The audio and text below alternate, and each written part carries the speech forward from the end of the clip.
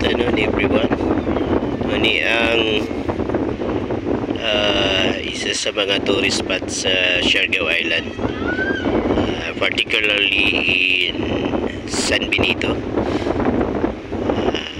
and also malapit din po siya sa Mariboc. Ito po. Ang pangalan po ng lugar na ito ay Kangkangon daw. Is matatagpuan po sa San Benito, Municipality of San Benito. Ang ganda po ng lugar actually. Pakatahimik kasi wala kaming kasama. This is it. White sand. Linis ng tubig mga kapatid. Ito po ay Siargao Island. Ito po kami sa Siargao Island sa San Benito, Municipality of San Benito. Marami sa napakagandang opportunity na maka-rest din, makapunta sa lugar na ito.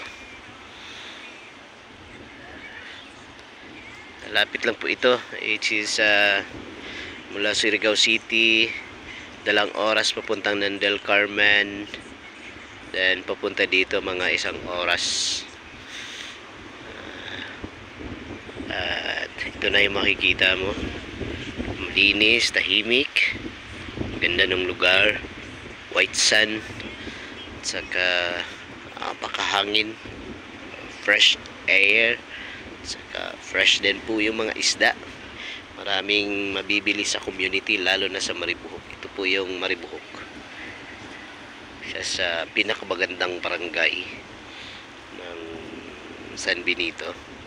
Is, nandito po dito po ako nagpapastor, naging missionary noon. Babait ng mga tao. Hanggang ngayon, salamat sa Panginoon, sila nagpapatuloy. Salamat po ng marami sa inyo. Magandang hapon. Sa hapon na po. Dito kami babakasyon kasama ng mga churchmen. Papahinga na rin. Ang ganda kasi ng hangin. Nakapaka-fresh. Mainit siya pero ang ganda ng hangin, hindi mo mararamdaman yung init. Thank you po.